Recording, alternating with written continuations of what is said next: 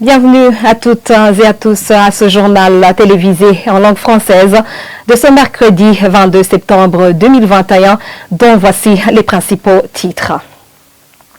Le directeur général de l'agence routière du Burundi a annoncé ce mercredi que les travaux de réhabilitation de la route nationale numéro 7 reliant Bujumbura et Ijenda ainsi que le pont de Musaga vont commencer lundi prochain.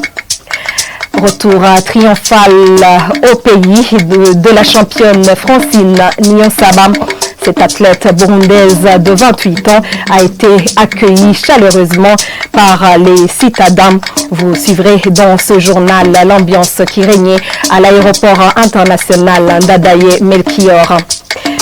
Le parquet général de la République vient d'indiquer à la presse que les récentes attaques perpétrées dans certaines localités de la mairie de Bujumbura ont été menées par une bande à la tête de laquelle certains politiciens. Voilà pour l'essentiel. Tout de suite, les développements.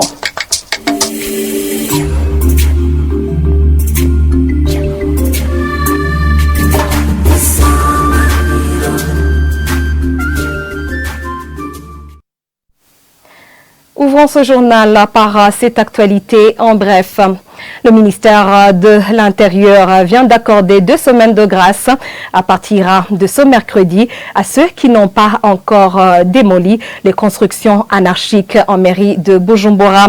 Dans un communiqué sorti ce mercredi et après que certains administrateurs aient infligé des amendes à cette catégorie de la population, le ministère appelle à la mairie à prévoir des sanctions sévères à ceux qui ne se seront pas exécutés après ces 2 semaines.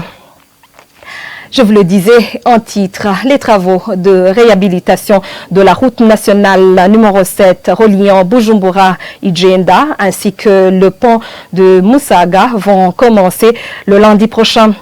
Annonce ce mercredi du directeur général de l'agence routière du Burundi, Régis Mawe Nayo, annonce également la construction de 2 routes, l'une passant par Mutanga Nord et l'autre par Kibenga.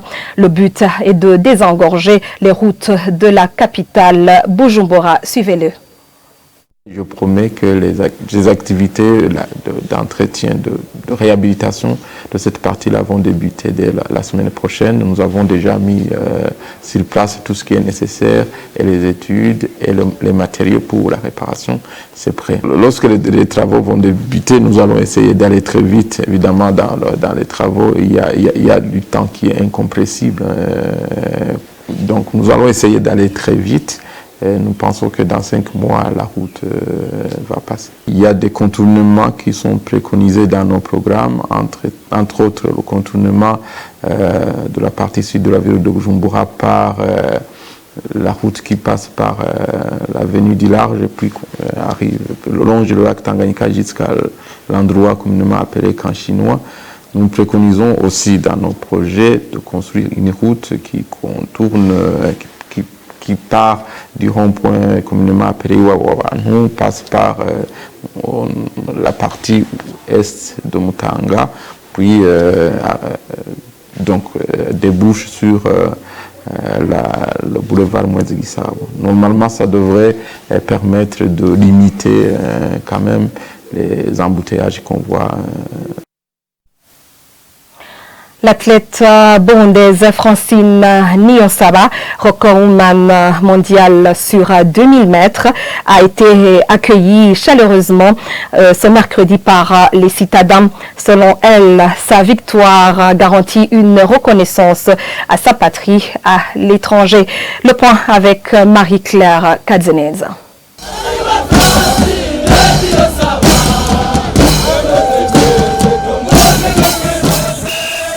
C'est l'ambiance qui régnait à l'aéroport international Melchior Ndadaye, où les citadins ont répondu massivement pour accueillir l'athlète Francine Niyonsaba, qui a décroché récemment beaucoup de médailles dans les différentes compétitions internationales. L'un des habitants de la ville de Bujumbura fait savoir qu'il est content de la victoire de cette athlète burundaise. C'est très heureux d'accueillir aujourd'hui notre athlète Francine Niyonsaba qui s'est démarqué, qui a été victorieux dans des compétitions internationales, comme vous l'avez vu aux Jeux olympiques de Tokyo.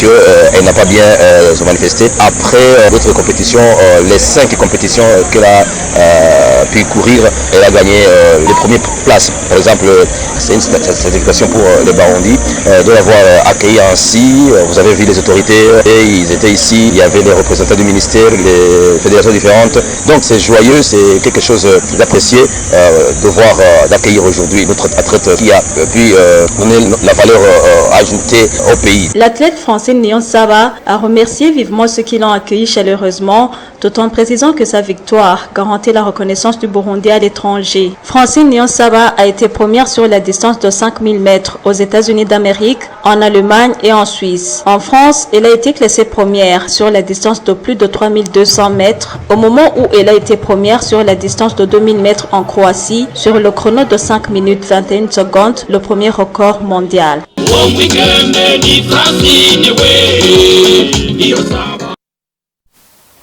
Et oui, merci Marie-Claire Kadzeneza pour ce reportage. L'homme politique burundais Jean Bosco Ndayikengurukiye est rentré au pays ce mardi. Cet homme politique précise qu'il a pris la décision de rentrer pour apporter sa contribution dans la construction du pays. Après 7 ans d'exil, Jean Bosco Ndayikengurukiye ajoute qu'il est venu pour continuer son combat politique. Je vous propose de le suivre. Alors aujourd'hui, si nous décidons au sein de l'Alliance nationale pour le rétablissement de la démocratie au Burundi, ANER en sigle, c'est que nous avons analysé les conditions et nous avons jugé les discours des hautes autorités de l'État, rassurants. Nous avons analysé combien le Burundi est sur la voie de la normalisation. Nous avons apprécié globalement la situation. On a dit que les conditions minimales pour retourner au Burundi, travailler auprès d'autres forces politiques pour contribuer au développement du pays, que ce moment-là est arrivé. Je pense que le minimum de conditions sécuritaires est là pour pouvoir vivre dans le pays. Il est vrai qu'il y a beaucoup de personnalités politiques ici que je connais, qui étaient mes amis, qui étaient mes camarades de lutte. Mais quand on n'est pas ensemble en politique, quand on n'est pas dans le même parti politique, rien n'est garanti. Donc nous apprécions ce qu'ils font de positif sur le fond et nous dénonçons ce qui est négatif. Et c'est ça le jeu politique. Je ne dois pas être rassuré parce que le parti au pouvoir est issu d'un mouvement armé que je suis un des créateurs. L'essentiel, c'est qu'il puisse faire ce qui est dans les objectifs qui nous ont même poussé à prendre des armes en 1993. Et la politique, c'est une haute affaire de stratégie. Alors, j'ai passé, comme je vous ai dit tantôt, que la première période, la première crise, j'ai passé 10 ans en exil. Et maintenant, je viens de passer 7 ans. 17 ans dans la vie de quelqu'un, c'est beaucoup. Alors, c'est pourquoi nous avons combattu. On ne peut pas l'oublier, c'est pas possible. Nous devons combattre, nous devons continuer à parler, nous devons continuer à proposer, nous devons continuer à dénoncer ce qui ne va pas. C'est ça le combat politique, c'est notre vie. Dans le passé, nous avons joué un rôle déterminant dans l'histoire politique de notre pays. Je continue mon combat politique que j'ai commencé depuis 1993. Et oui, le parti Sahwanya Frodebu condamne avec toute énergie les attaques perpétrées dernièrement dans certaines localités de la mairie de Bujumbura. Pierre Claver Nahimana, le président de ce parti, appelle au dialogue. Je vous prie de le suivre. C'est difficile que derrière ces attaques, on puisse dire qu'il y a des revendications politiques.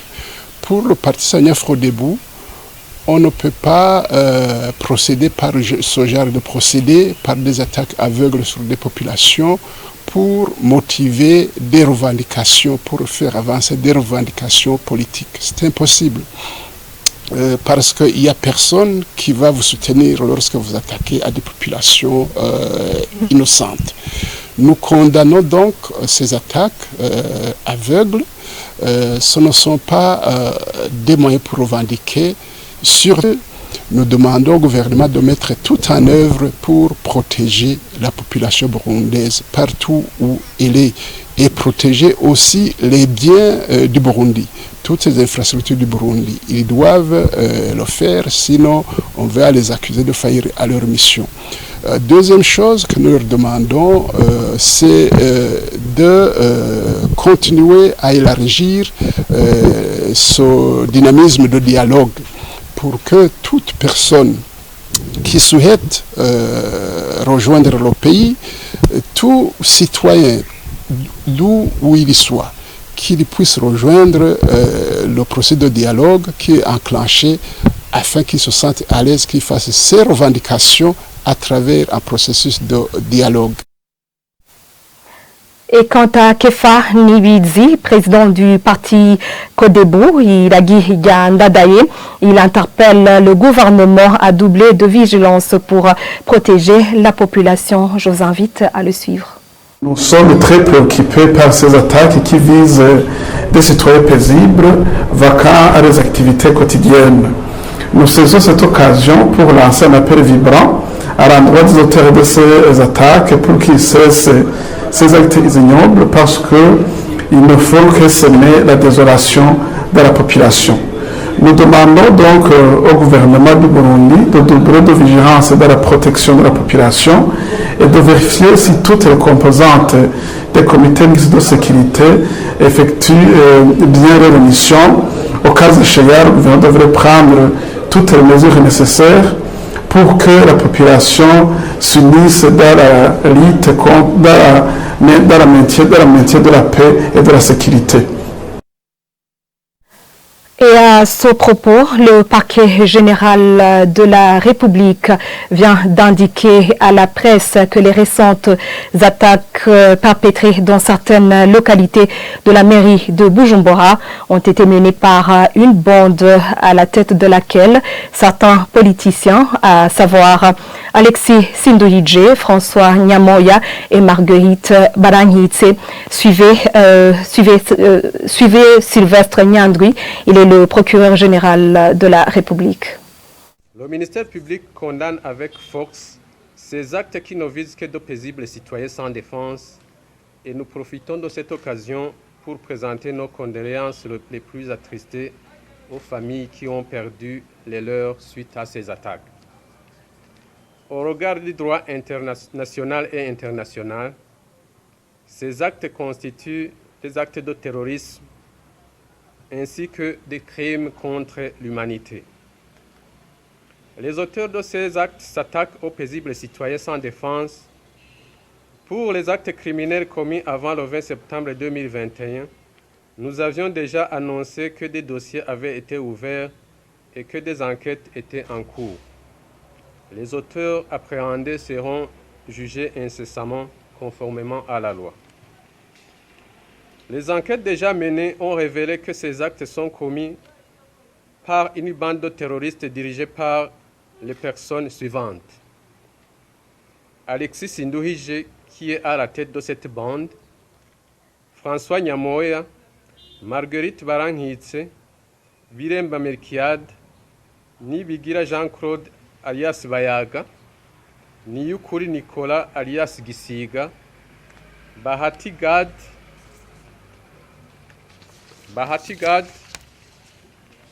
Ndayiragije Liévin alias 26 et bien d'autres non encore identifiés mais encore recherchés.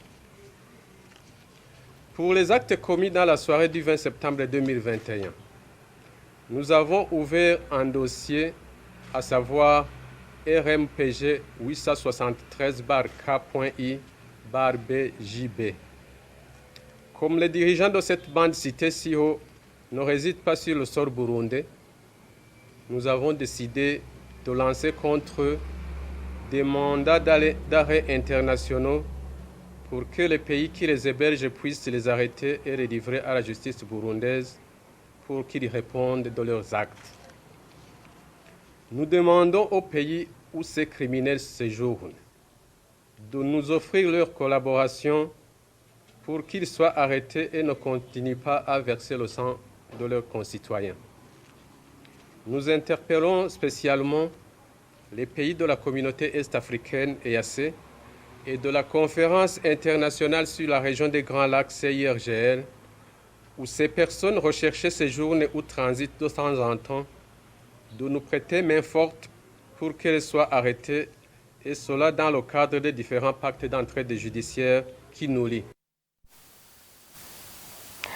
Ainsi s'achève ce journal. Toutefois, nos programmes continuent sur la RTI. Au revoir.